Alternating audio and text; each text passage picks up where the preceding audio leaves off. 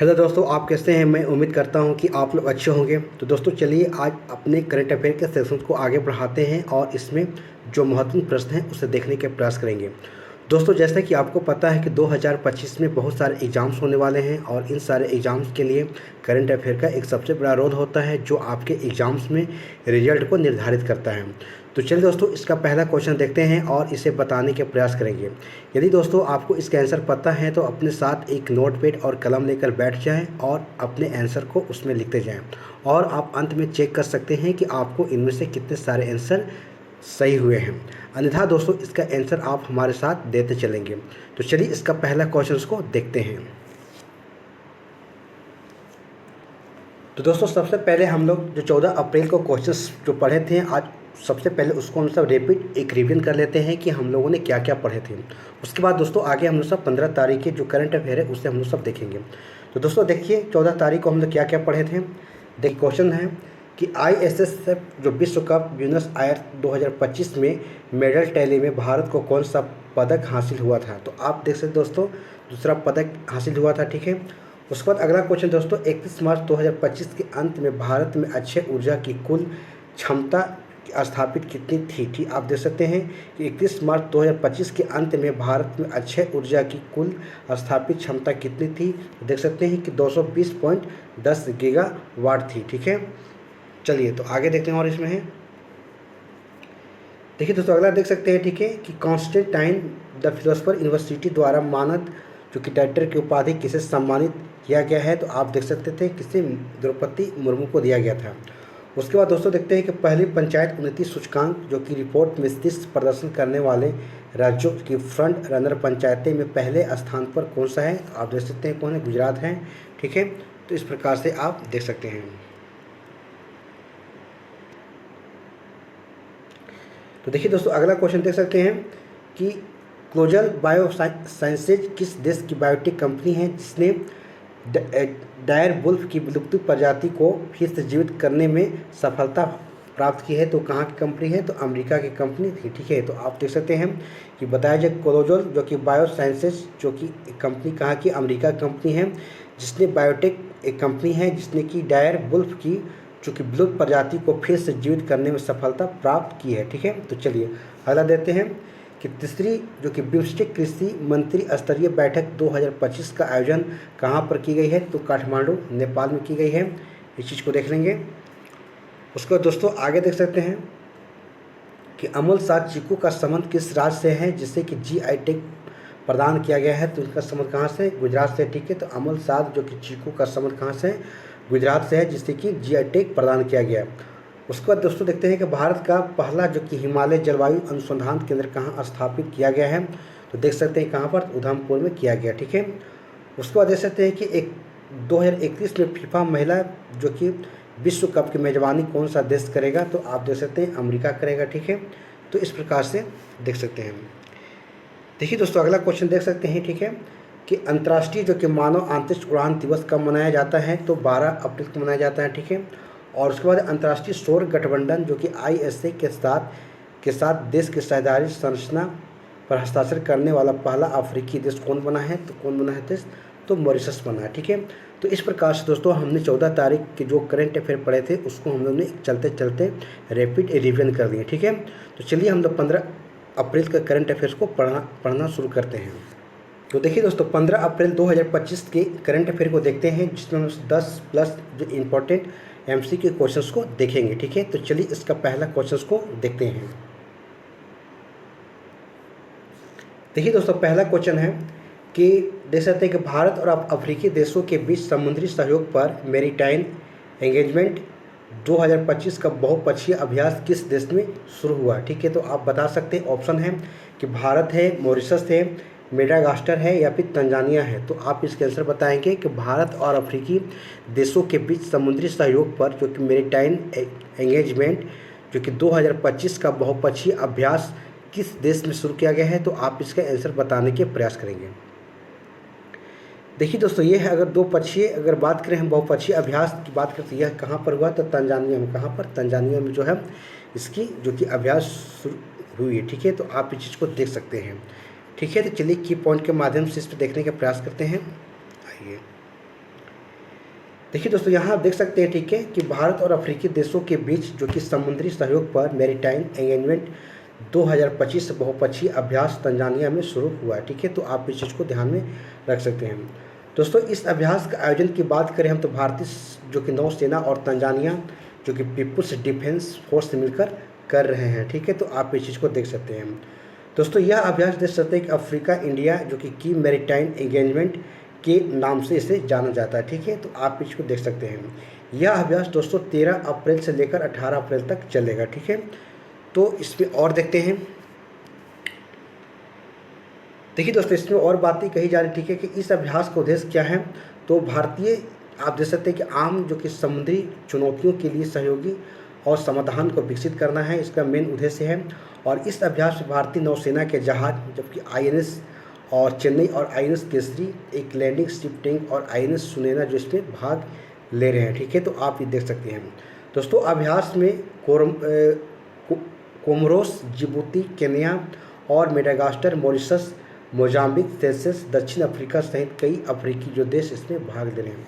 तो दोस्तों, आप देख सकते हैं कि ये आपके लिए काफ़ी ज़्यादा इम्पोर्टेंट है। एक जो अभ्यास है, आप देख सकते हैं भारत और अफ्रीकी देशों जो कि तंजानिया के बीच में एक समुद्री सहयोग पर मैरीटाइम एंगेजमेंट जो कि बहुपक्षीय अभ्यास जो कि शुरू किया गया। ठीक है, तो ठीक है, तो इस चीज़ को आप यहाँ पर ध्यान में रखेंगे। ठीक है, चलिए तो अगला क्वेश्चन को देखते हैं। अगला क्वेश्चन को देख सकते हैं।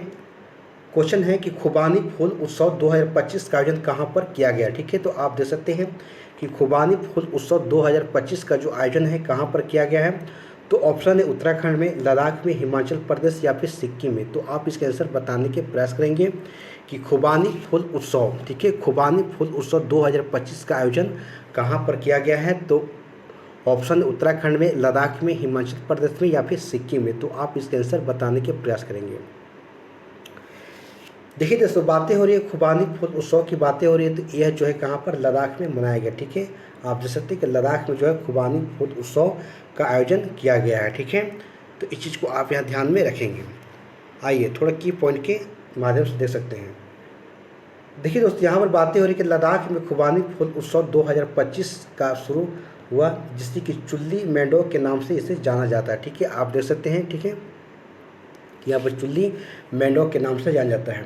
इस कार्यक्रम का आयोजन पर्यटन जो विभाग कारगिल के द्वारा किया गया है। ठीक है, तो आप ये देख सकते हैं। ठीक है, उसका दोस्तों खुबानी फूल जो उत्सव की बात करें हम तो 21 अप्रैल तक जारी रहेगा, जिसमें क्षेत्र की प्राकृतिक सुंदरता और पारंपरिक जीवन शैली की झलक इसमें दिखाई जाएगी। ठीक है, तो इस चीज़ को आप यहाँ ध्यान में रखेंगे।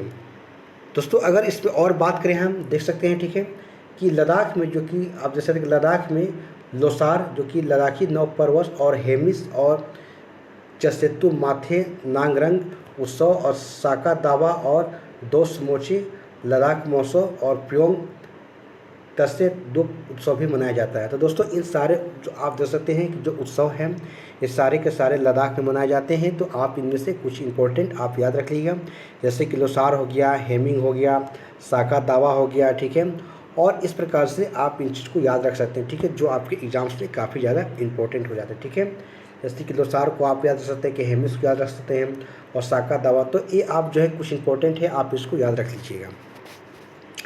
दोस्तों, यहाँ पर लद्दाख की बात यार, तो लद्दाख के बारे में थोड़ा हम देख लेते हैं। ठीक है, आप देख सकते हैं। ठीक है, अबाउट लद्दाख के बारे में क्या लिखा गया है।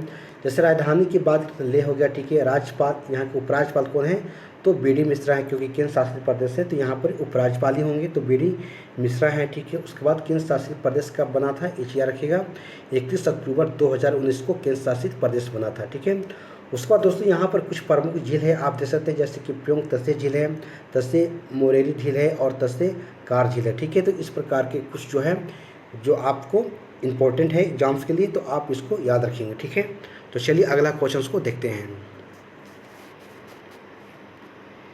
देखिए दोस्तों, अगला क्वेश्चन आप देख सकते हैं। ठीक है, कि जेम्स एंडरसन कौन है, जेम्स एंडरसन कौन है, ठीक है, जिन्हें नाइटहुड की उपाधि से सम्मानित किया गया। ठीक है, आप देख सकते हैं कि जेम्स एंडरसन कौन है जिन्हें जो कि नाइटहुड की उपाधि से सम्मानित किया गया। ठीक है, तो ऑप्शन है पूर्व क्रिकेटर हैं, पूर्व फुटबॉलर हैं, या अर्थशास्त्री हैं, या फिर फिल्म अभिनेता हैं।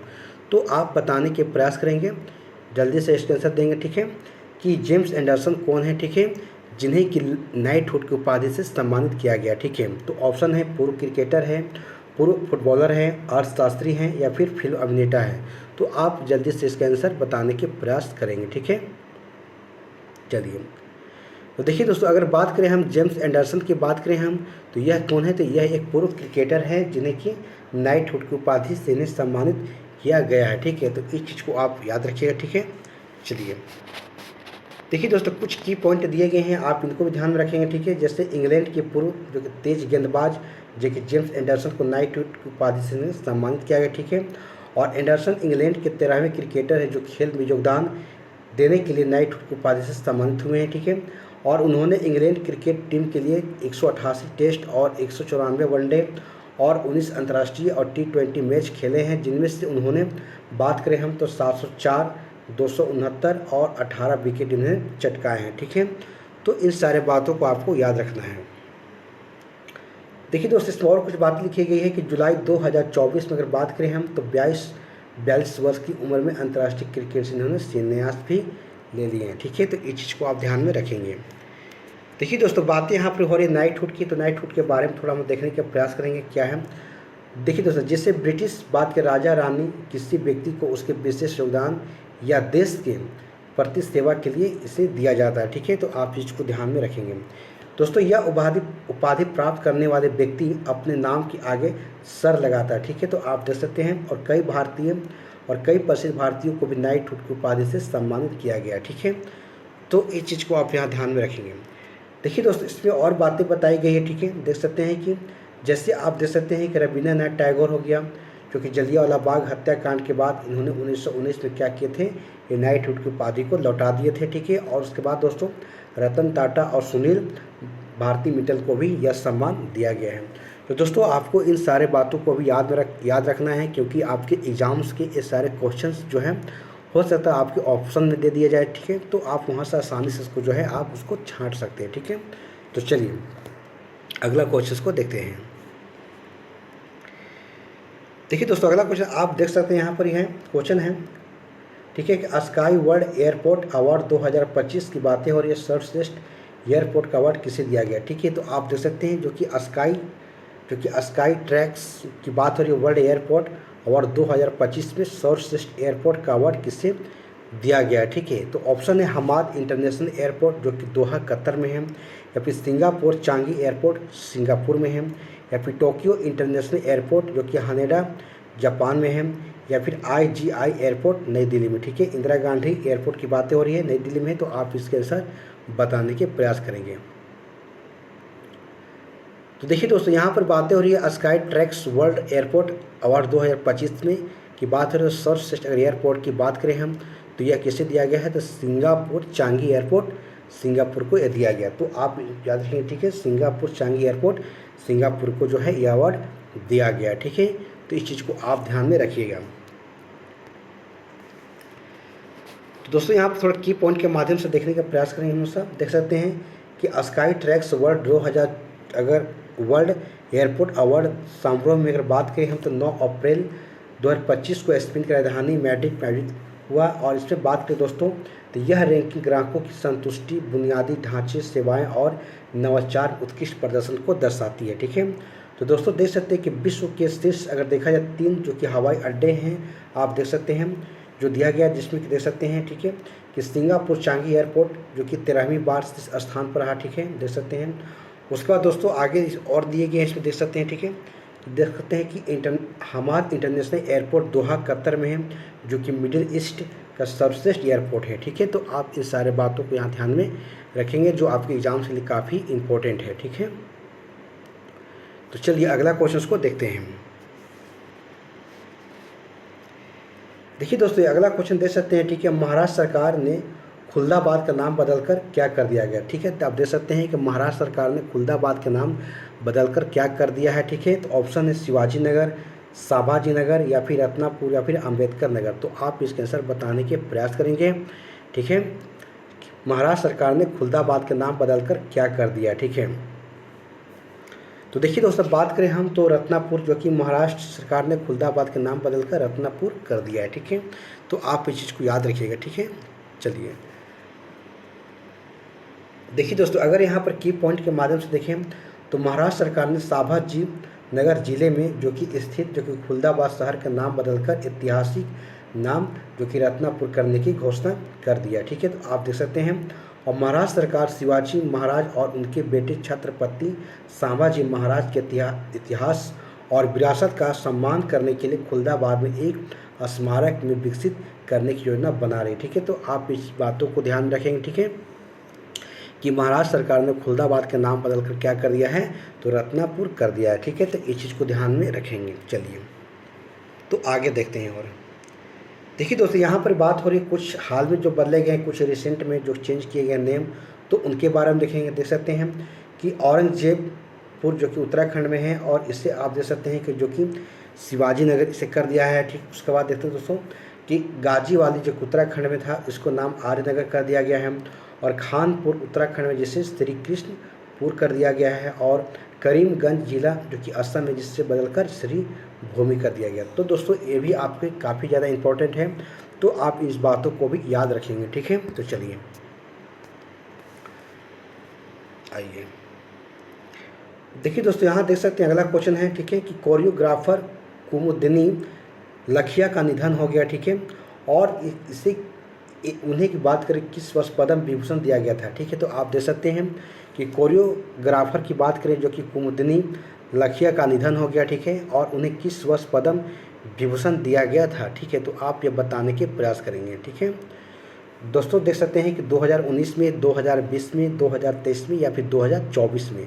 तो आप आंसर बताने के प्रयास करेंगे कि कोरियोग्राफर जो कि कुमुदिनी लखिया का निधन हो गया और उन्हें किस वर्ष पद्म विभूषण दिया गया था। तो दोस्तों आप देख सकते हैं कि 2024 में जो कि है कोरियोग्राफर कुमुदिनी लखिया को जो है पद्म विभूषण दिया गया था। ठीक है, तो आप इस चीज़ को याद रखिएगा। देखिए दोस्तों, थोड़ा की पॉइंट के माध्यम से देख सकते हैं कि प्रख्यात जो कि कथक नृत्यंगना और कोरियोग्राफर कुमुदिनी लखिया का निधन हो गया। ठीक है, और कुमुदिनी लखिया को उनके योगदान के लिए 2024 में भारत सरकार ने उन्हें देश के दूसरे सर्वोच्च नागरिक सम्मान पद्म विभूषण से नवाजा था। ठीक है, तो आप इस चीज़ को याद रखिएगा। दोस्तों देख सकते हैं कि 17 मई 1930 को अहमदाबाद में जन्मी लखिया ने अन्य फिल्मों के साथ हिंदी फिल्मों जैसे कि उमराव जान में कोरियोग्राफर के रूप में भी काम किया। ठीक है, तो इस सारे बातों को आपको याद रखना है। ठीक है दोस्तों, देख सकते हैं कि इससे पहले उन्हें 2010 में पद्म भूषण और 1987 में पद्मश्री से सम्मानित किया जा चुका है। ठीक है, तो इन सारे बातों को ध्यान रखना है। और कुमुदिनी लखिया जो कि 1964 में अहमदाबाद में कदम सेंटर फॉर डांस की स्थापना भी की है। ठीक है, तो दोस्तों ये सारे पॉइंट को आपको ध्यान में रखना है, आपके एग्जाम्स के लिए काफ़ी ज़्यादा इंपॉर्टेंट है। चलिए तो अगला क्वेश्चन को देखते हैं। देखिए दोस्तों, अगला क्वेश्चन देख सकते हैं। ठीक है, आईपीएल में 1000 चौके और छक्के लगाने वाले पहले खिलाड़ी कौन बने हैं। आप देख सकते हैं कि आईपीएल में 1000 चौके और छक्के लगाने वाले पहले खिलाड़ी कौन बने हैं।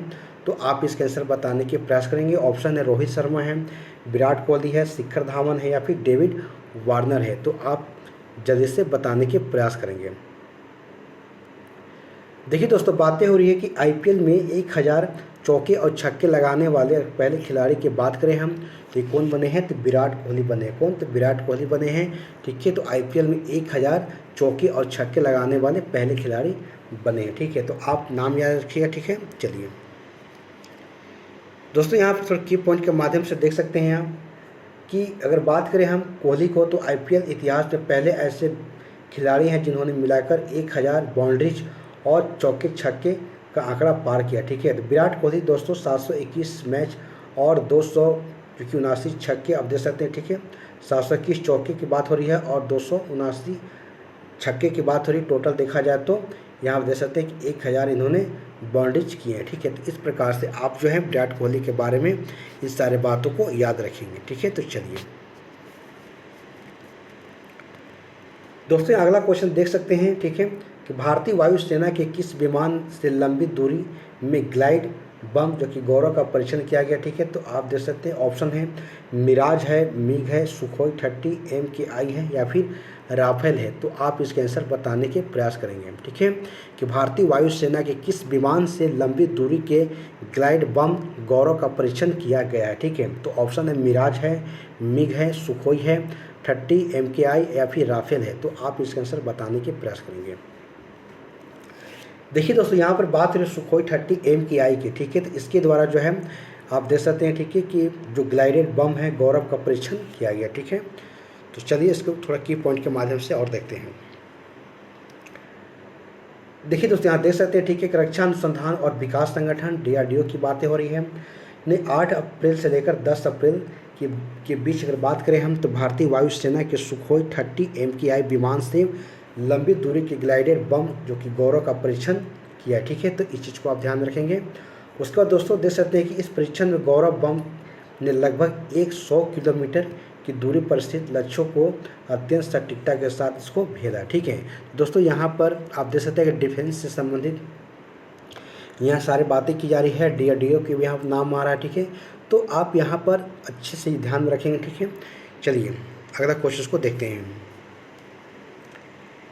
देखिए दोस्तों, अगला क्वेश्चन देख सकते हैं आप, ठीक है, कि ऑस्कर पुरस्कारों में कौन सी नई श्रेणी की शुरुआत की गई है। आप बताने का प्रयास करेंगे कि ऑस्कर पुरस्कारों में कौन सी नई श्रेणी की शुरुआत की गई है।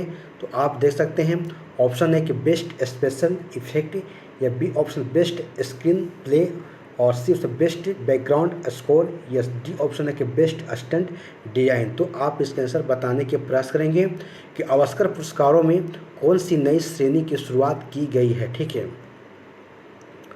तो दोस्तों यहाँ पर बात हो रही है कि बेस्ट स्टंट डिजाइन की बातें हो रही, ठीक है, जो कि ऑस्कर पुरस्कारों में इससे नई श्रेणी की शुरुआत की गई है, ठीक है।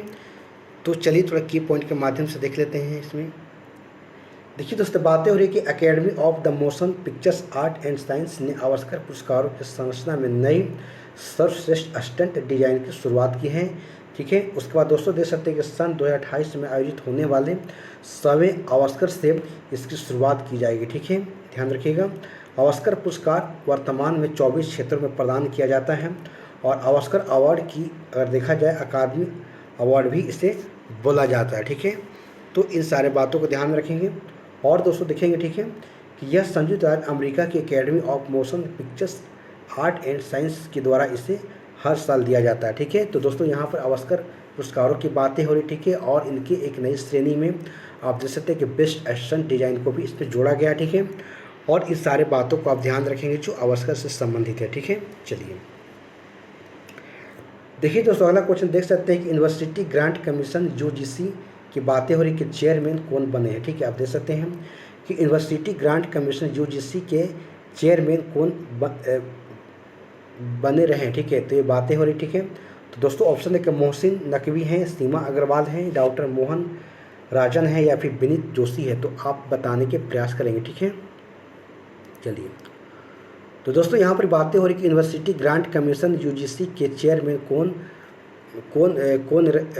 बन रहे हैं। तो आप इसके आंसर बताने के प्रयास करेंगे, ठीक है। तो देखिए दोस्तों, यहाँ अगर बात करें हम तो इसके चेयरमैन हैं विनीत जोशी को इन्हें बनाए जा रहे हैं, ठीक है। तो आप ध्यान में इनको बात याद में रखिएगा, ठीक है। तो दोस्तों थोड़ा इसे की पॉइंट के माध्यम से समझेंगे हम सब। देखिए दोस्तों देख सकते हैं, ठीक है, कि हायर एजुकेशन डिपार्टमेंट सेक्रेटरी जो कि विनीत जोशी को यूनिवर्सिटी ग्रांट कमीशन के एडिशन इनको चार्ज दिया गया, ठीक है। तो आप ध्यान रखेंगे दोस्तों, यहाँ पर UGC काफ़ी ज़्यादा चर्चा में भी रहता है, तो आपको इन सारे बातों को ध्यान में रखना है। इसके बारे में आप देख सकते हैं कि विश्वविद्यालय अनुदान आयोग यानी कि देख सकते हैं कि जो यूनिवर्सिटी ग्रांट कमीशन की बातें हो रही UGC की, तो एक जो कि वैधानिक संगठन है जो भारत सरकार के शिक्षा मंत्रालय के अधीन कार्य करता है, ठीक है। तो दोस्तों ये काफ़ी साल बाद चर्चा में रहा था UGC, तो आपके इसके बारे में ध्यान में रखना है। दोस्तों बात करें तो यह 1956 में संसद के अधिनियम के द्वारा इसे स्थापित किया गया था, ठीक है। तो इस चीज़ को आप ध्यान में रखेंगे। और दोस्तों अगर इसका उद्देश्य की बात करें हम तो क्या है, तो विश्वविद्यालय शिक्षा के मानकों का समन्वय करना, निर्धारण करना और इसका रखरखाव करना, एक कौन काम करता है, तो UGC काम करता है, ठीक है। तो दोस्तों UGC जो कि विश्वविद्यालय और कॉलेजों के अनुदान भी प्रदान करता है और उस शिक्षा के क्षेत्र में विकास की निगरानी करता है। कौन? तो यूजीसी का सारा काम करने की जिम्मा होती है। ठीक है, तो चलिए अगला क्वेश्चन को देखते हैं। देखिए दोस्तों, यहाँ क्वेश्चन देख सकते हैं। ठीक है, अगला क्वेश्चन है कि डॉक्टर BR अम्बेडकर की जयंती जो कि मनाई जाती है, आप देख सकते हैं कि 12 अप्रैल को, 13 अप्रैल को, 14 अप्रैल को या फिर 15 अप्रैल को। तो आप आंसर बताने के प्रयास करेंगे कि डॉक्टर BR अम्बेडकर जयंती कब मनाई जाती है। ठीक है, तो देखिए दोस्तों, यहाँ आप देख सकते हैं कि 14 अप्रैल को जो कि डॉक्टर BR अम्बेडकर की जयंती मनाई जाती है। ठीक है, तो चलिए इसे की पॉइंट के माध्यम से समझेंगे। और देखिए दोस्तों, यहाँ देख सकते हैं। ठीक है, कि डॉक्टर BR अम्बेडकर की जयंती 14 अप्रैल को भारतीय संविधान के मुख्य निर्माता जो कि BR अम्बेडकर को श्रद्धांजलि देने के लिए यह दिवस मनाया जाता है। ठीक है, तो आप देख सकते हैं उनका जन्म की बात कर 14 अप्रैल 1891 को मध्य प्रदेश के वर्तमान कहाँ पर महू एक जगह गाँव है, वहाँ पर उनका जन्म हुआ था। ठीक है, उसके बाद दोस्तों वे एक भारतीय जो कि विधिवेता थे। ठीक है, और अर्थशास्त्री, राजनीतिक और एक समाज सुधारक भी रहे हैं। ठीक है, तो इन सारे बातों को आपको ध्यान में रखना है। ठीक है, और दोस्तों इसमें और देख सकते हैं। ठीक है, कि डॉक्टर BR अम्बेडकर संविधान के प्रारूप समिति के अध्यक्ष भी रहे हैं। उन्हें भारत के संविधान के जनक भी कहा जाता है। ठीक है, और वे भारत के पहले कानून मंत्री भी हैं। ठीक है, आप इन बातों को ध्यान रखेंगे। उन्होंने भारत में दलित जो कि बौद्ध आंदोलन की शुरुआत की थी। ठीक है, तो इस बात को भी आप ध्यान में यहाँ रखेंगे। ठीक है, और दोस्तों और इस पर बातें बताई गई देख सकते हैं। ठीक है, कि उन्हें 1990 में मरणोपरांत भारत रत्न पुरस्कार से सम्मानित किया गया था। ठीक है, और 90 से 91 में सामाजिक न्याय का वर्ष घोषित किया गया था। ठीक है, इस चीज़ को आप ध्यान में यहाँ पर रखेंगे। दोस्तों यहाँ पर कुछ डॉक्टर भीमराव अंबेडकर की कुछ प्रमुख पुस्तकें हैं, आपको भी याद रखनी है, क्योंकि क्वेश्चंस दोस्तों कहीं से पूछा जा सकता है कि जो भी एग्जाम्स में चर्चा में है वही समझिए कि आपके एग्जाम्स के पर्चा में भी छपने वाले हैं। ठीक है, तो ऐसे ऐसे चीज़ों को आपको ध्यान में रखना है। ठीक है, देख सकते हैं कि इनकी कुछ प्रमुख पुस्तकें हैं। देख सकते हैं कि कास्ट इन इंडिया है, जाति उच्छेद है, संघ बनाम स्वतंत्रता है, श्री गांधी एवं अछूतों की विमुक्ति है, शूद्र कौन है और कैसे हैं, और बहिष्कृत भारत आप देख सकते हैं कि बिकनी यूज पेपर। ठीक है, तो दोस्तों इस प्रकार से जो है इनके कुछ इम्पोर्टेंट पुस्तकें हैं, तो आपको जो है यहाँ पर याद रखना है। ठीक है, क्योंकि ये सारे पुस्तक जो है आपकी एग्जाम्स में पूछे जा सकते हैं। ठीक है, तो चलिए अगला क्वेश्चन को देखते हैं। तो दोस्तों यहाँ पर अगला क्वेश्चन देख सकते हैं कि जम्मू एवं कश्मीर तथा लद्दाख उच्च न्यायालय के मुख्य न्यायाधीश कौन बने। ठीक है, तो देखिए दोस्तों यहाँ पर उच्च न्यायालय की बातें हो रही है और मुख्य न्यायाधीश की बातें हो रही है। तो कहीं ना कहीं दोस्तों आपको ये बताया जा रहा है कि आप पॉलिटिक्स की टॉपिक में जाइए और जो आपकी उच्च न्यायालय पढ़ना है और जो आपको वहाँ पर मुख्य न्यायाधीश के बारे में पढ़ना है, तो उस टॉपिक को जाकर वहाँ पर आप रिलेट करके आप पढ़ सकते हैं। ठीक है, क्योंकि करंट अफेयर यही बताता है कि आपको क्या पढ़ना है आपको स्टैटिक जीके में। ठीक है, तो उस प्रकार से आप देख सकते हैं। तो देखिए दोस्तों क्वेश्चन है कि जम्मू एवं कश्मीर तथा लद्दाख के जो उच्च न्यायालय के मुख्य न्यायाधीश कौन बने हैं, तो ऑप्शन है पूनम गुप्ता है, निधि तिवारी है, या फिर अरुण पल्ली है, या फिर रजनीत कोहली है। तो आप इसका आंसर बताने के प्रयास करेंगे। तो देखिए दोस्तों यहाँ पर बातें हो रही है जो कि जम्मू एवं कश्मीर तथा लद्दाख उच्च न्यायालय के जो मुख्य न्यायाधीश हैं तो कौन बने हैं, तो अरुण पल्ली बने हैं। ठीक है, तो आप इनका नाम को यहाँ पर याद रखिएगा। ठीक है, तो चलिए देखिए दोस्तों आप देख सकते हैं यहाँ पर। ठीक है, जो की पॉइंट के माध्यम से कि राष्ट्रपति द्रौपदी मुर्मू ने पंजाब एवं हरियाणा उच्च न्यायालय के न्यायाधीश अरुण मूर्ति को जम्मू कश्मीर के तथा लद्दाख न्यायालय के मुख्य न्यायाधीश नियुक्त किए। तो देख सकते दोस्तों जो कि हमारे देश के जो राष्ट्रपति हैं द्रौपदी मुर्मू जी, उन्होंने पंजाब एवं हरियाणा के जो उच्च न्यायालय के जो मुख्य न्यायाधीश थे अरुण पल्ली, उनको जो जम्मू एवं कश्मीर तथा लद्दाख उच्च न्यायालय का मुख्य न्यायाधीश यहाँ पर नियुक्ति किए हैं। ठीक है, तो आप ध्यान रखिएगा। देखिए दोस्तों यहाँ पर बातें हो रही उच्च न्यायालय के, तो आपको उच्च न्यायालय के बारे में आपको देखना पड़ेगा, समझना पड़ेगा। देख सकते हैं कि उच्च न्यायालय के बारे में देखेंगे कि भारतीय संविधान के अनुच्छेद 214 में और अध्याय 5 तथा भाग 6 में के अंतर्गत में इसे स्थापित किए गए हैं। ठीक है, किसी उच्च न्यायालय के मुख्य न्यायाधीश से अधिकतम संख्या दोस्तों कि आयु की बात करें हम तो कितना 62 वर्ष होना चाहिए, और अनुच्छेद 231 के अनुसार एक संयुक्त उच्च न्यायालय 2 या 2 से अधिक राज्यों या फिर 2 या 2 से अधिक राज्यों और केंद्र शासित प्रदेशों में मौजूद हो सकता है। तो देख सकते हैं दोस्तों कि एक ही उच्च न्यायालय हैं और 2 राज्यों के उच्च न्यायालय हैं, तो एक आर्टिकल 231 में इस चीज़ को बताया गया है और 214 में जो कि उच्च न्यायालय की स्थापना की बातें कही गई है। ठीक है, तो दोस्तों इन सारे बातों को आपको ध्यान में रखना है और आपकी जो पॉलिटी का जो चैप्टर है, जहाँ पर आपने उच्च न्यायालय के बारे में और आपने हाई कोर्ट के बारे में, सिविल कोर्ट के बारे में जो आपने पढ़ा था, तो वहाँ पर आप इस चीज़ को आप जाके VVI लिख लीजिएगा, क्योंकि ये आपके एग्जाम्स में आने की पूरी संभावना होगी। क्योंकि ये क्या होता है कि ऐसा ही क्वेश्चन पूछा जाता है दोस्तों। इस बार 70 जो BPSC का एग्ज़ाम हुआ था, यहाँ पर भी एक उच्च न्यायालय से संबंधित अब जो मुख्य न्यायाधीश के बारे में पूछ दिया गया था। ठीक है, तो कहीं ना कहीं आपको करंट अफेयर में ही बताया जाता है कि आखिर आपको पढ़ना है तो क्या पढ़ना है। ठीक है, और किस चीज़ को पढ़ना है और कैसे पढ़ना है। तो करंट अफेयर हमको यही बताता है दोस्तों कि हमको किस पेपर में कौन सा सब्जेक्ट को, कौन सा टॉपिक हमको ज़्यादा ध्यान देना है।